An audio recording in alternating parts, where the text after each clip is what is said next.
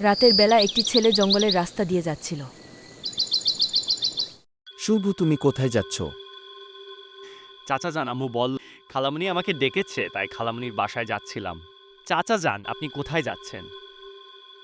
বাবা, আমি একটু বাজারে যাচ্ছি। আর শুনো, এই রাস্তাটা বেশি ভালো না, তুমি সাবধানে যেও। ঠিক আছে চাচা যান।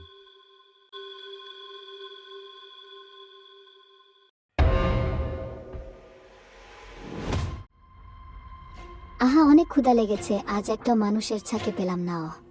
ও মায়া, তো একটা মানুষের ছা আসছে, আজকে দিনটা পেট পুরে মানুষের ছার মাংস খাবো। আয় আয়, তাড়াতাড়ি আয়।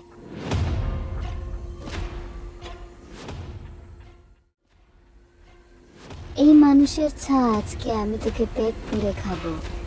হা হা হা হা হা, আমার হাত থেকে তোকে আজকে বাঁচাবে না। হা হা হা। ওরে বাবারে, পালাও রাক্ষসী! শুভ দৌড়ে পালিয়ে বেঁচে গেল এবার এর মতো। তারপর কিছুদিন পরে বাসার পাশে বসে কিছু ছোট্ট মেয়ে গল্প করছিল, ঠিক সেই সময় সেখানে রাক্ষসী হাজির হলো।